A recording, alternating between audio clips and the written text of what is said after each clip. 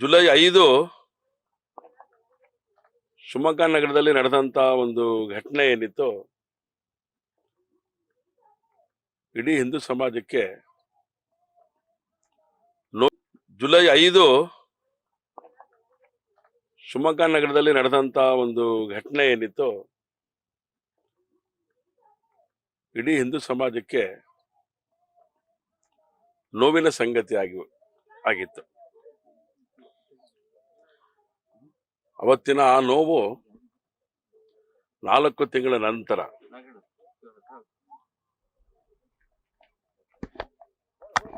ಸಂತೋಷ ಪಡುವಂತ ಸಂಭ್ರಮ ನವೆಂಬರ್ 3ನೇ ತಾರೀಕಿಗೆ 2 ಮತ್ತು 3ನೇ ತಾರೀಕಿಗೆ ಅದು ನಡೀತಾ ಇದೆ.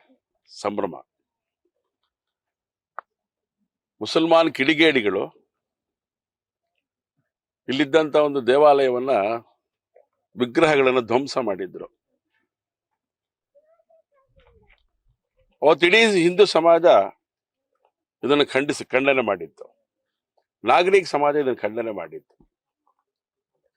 ಯಾರು ಆ ಕೃತ್ಯವನ್ನು ಮಾಡಿದ್ರು ಅವರಿಗೆ ಕಾನೂನಿನ ಕ್ರಮ ತಗೊಳ್ಬೇಕು ಅಂತ ಹೇಳಿ ಅವತ್ತು ಏನು ಹೇಳಿದ್ದು, ಆ ಪ್ರಕಾರನೂ ಕೂಡ ಆ ಘಟನೆಗಳು ಕೂಡ ನಡೀತು.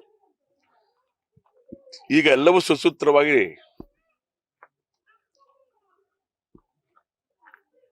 ಈ ಒಂದು ದೇವಾಲಯದ ಶಂಕುಸ್ಥಾಪನೆಯ ಕಾರ್ಯಕ್ರಮ, ಪ್ರತಿಷ್ಠಾಪನೆಯ ಕಾರ್ಯಕ್ರಮ, ಶಂಕುಸ್ಥಾಪನೆ ಆಯಿತು. ಅದಾದ್ಮೇಲೆ ಇವತ್ತು 3ನೇ ತಾರೀಕು ನವೆಂಬರ್ 3ಕ್ಕೆ ಪ್ರತಿಷ್ಠಾಪನೆ ಆಗ್ತಾ ಇದೆ. ಗಣಪತಿಯ ದೇವಸ್ಥಾನ, ನಾಗರ ಪ್ರತಿಷ್ಠೆ,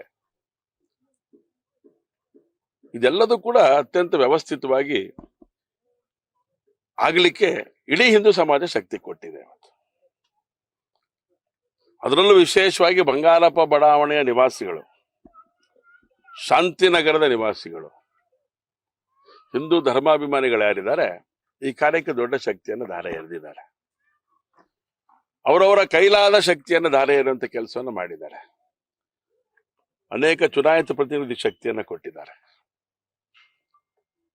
ಇವತ್ತು ಈ ಜಾಗಕ್ಕೆ ನಾವು ಬಂದಿದ್ದೇವೆ ಅಂತ ಹೇಳಿದ್ರೆ ಸಂತೋಷ ಆಗ್ತಿದೆ. 4 ತಿಂಗಳು ಕೆಳಗಡೆ ಬಂದಾಗ ಬಹಳ ನೋವಿತ್ತು ನಮಗೆ. ಮಾಡಬಾರ್ದನ್ನ ಯಾರು ಈ ಕೃತ್ಯವನ್ನ ಮಾಡಿದ್ರು ಅದನ್ನ ಖಂಡಿಸಿ ಹೋರಾಟ ರೂಪಿಸುವಂತ ಸ್ಥಿತಿ ನಿರ್ಮಾಣ ಆಗೋಗ್ಬಿಟ್ಟಿತ್ತು. ಇವತ್ತು ದೇವರ ಅನುಗ್ರಹ, ಹಿಂದೂ ಸಮಾಜದ ಬಂಧುಗಳ ಅಪೇಕ್ಷೆ ಏನಿತ್ತು, ಇಲ್ಲೊಂದು ವಾಪಸ್ಸು ದೇವಸ್ಥಾನವನ್ನ ಪ್ರತಿಷ್ಠಾಪನೆ ಮಾಡಬೇಕು ಅಂತ ಹೇಳಿ ಆ ಕಾರ್ಯ ಇವತ್ತು ಆಗ್ತಿದೆ ಅಂತ ಹೇಳಿ ತುಂಬಾ ಸಂತೋಷ ಆಗ್ತಿದೆ ನಮಗೆ. ಹಾಗಾಗಿ ಇವತ್ತು ಏನ್ ನಡೀತಾ ಇದೆ ಅಂತ ಹೇಳಿ ನೋಡ್ಕೊಂಡು ಹೋಗ್ಲಿಕ್ಕೋಸ್ಕರ ಬಂದಿದ್ದೇವೆ. ನಾಡಿದ್ದು 3ನೇ ತಾರೀಕು ಹಿಂದೂ ಧರ್ಮದ ಗುರುಗಳು ಬರ್ತಾ ಇದ್ದಾರೆ.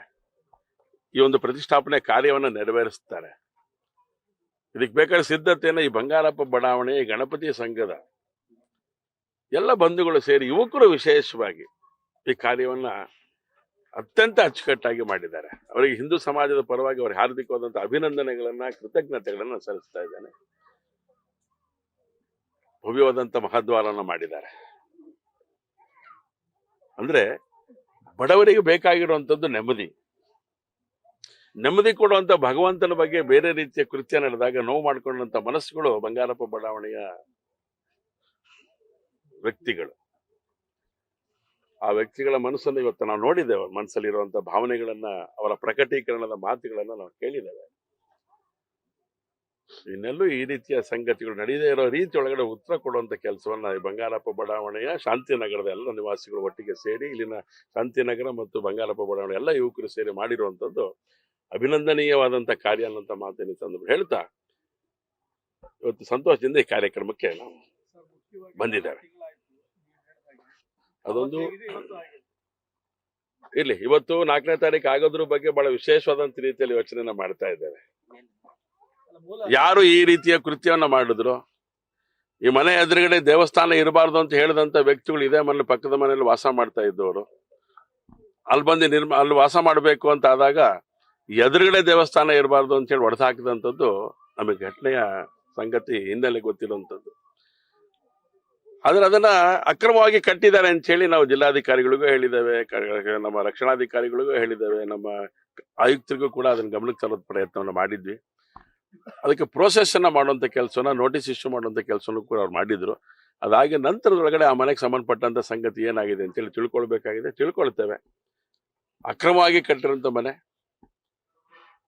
ಆ ಅಕ್ರಮವಾಗಿ ಕಟ್ಟಿರೋಂಥ ಮನೆ ಎದುರುಗಡೆಗೆ ದೇವಸ್ಥಾನ ಇರಬಾರ್ದು ಅಂತ ಹೇಳಿ ಹೊಡೆದಾಕಿದಂತ ಸಂಗತಿ ಎಲ್ಲದನ್ನು ನೋಡಿದಾಗ ಇವತ್ತು ವೈಭವದ ಗಣಪತಿಯ ನಾಗರ ಪ್ರತಿಷ್ಠಾಪನೆಯ ಕಾರ್ಯ ನಿರ್ವಿಘ್ನವಾಗಿ ನಡೀತಾ ಇದೆ. ಅದಕ್ಕಾಗಬೇಕಾಗಿರುವಂಥ ಸಂಗತಿಯನ್ನ ಅಧಿಕಾರಿಗಳ ಜೊತೆ ಮತ್ತೊಮ್ಮೆ ನಾನು ಮಾತಾಡ್ತೇನೆ.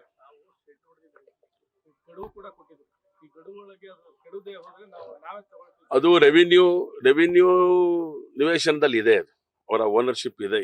ರೆವಿನ್ಯೂ ಓನರ್ಶಿಪ್ ಇರೋದ್ರಿಂದ ಕಾನೂನಾತ್ಮಕವಾಗಿ ಯೋಚನೆ ಮಾಡಬೇಕು ಅಂತೇಳಿ ಆಯುಕ್ತರುಗಳು ಮತ್ತು ಅಧಿಕಾರಿಗಳು ಹೇಳಿದಂತ ಪರಿಣಾಮವಾಗಿ ಕಾನೂನಿಗೆ ಕೈ ತಗೊಳ್ಳುವಂತ ಕೆಲಸವನ್ನ ನಾವು ಮಾಡಕ್ ಹೋಗ್ಲಿಲ್ಲ. ಕಾನೂನಿಗೆ ಕೈ ತಗೊಳ್ಬೇಕಾದಂತ ಸ್ಥಿತಿ ನಿರ್ಮಾಣ ಆದಾಗ ಏನ್ ಯೋಚನೆ ಮಾಡಬೇಕು ಅದನ್ನ ಹಿಂದೂ ಸಮಾಜ ಮಾಡುತ್ತೆ, ನಾವು ಕೂಡ ಮಾಡ್ತೇವೆ. ಕಾನೂನಾತ್ಮಕವಾಗಿ ಅದನ್ನ ಎದುರಿಸುವಂತ ಕೆಲಸವನ್ನು ಅಧಿಕಾರಿಗಳ ಮೂಲಕ ನಾವು ಮಾಡ್ತಾ ಇದ್ದೇವೆ. ಅದರಲ್ಲಿ ಯಶಸ್ವಿಯನ್ನು ಕೂಡ ನಾವು ಆಗ್ತೇವೆ. ಸರ್, ಈಗ ರಾಜ್ಯದಲ್ಲಿ ಚರ್ಚೆ ಆಗ್ತಾ ಇರೋದು ನವೆಂಬರ್ ಕ್ರಾಂತಿ. 4ನೇ ತಾರೀಕು ನವೆಂಬರ್ 3ರ ಇಲ್ಲಿಯ ಶಿವಮೊಗ್ಗ ನಗರದ ಕ್ರಾಂತಿ ಚೆನ್ನಾಗಿ ಯಶಸ್ವಿಯಾಗಿದೆ.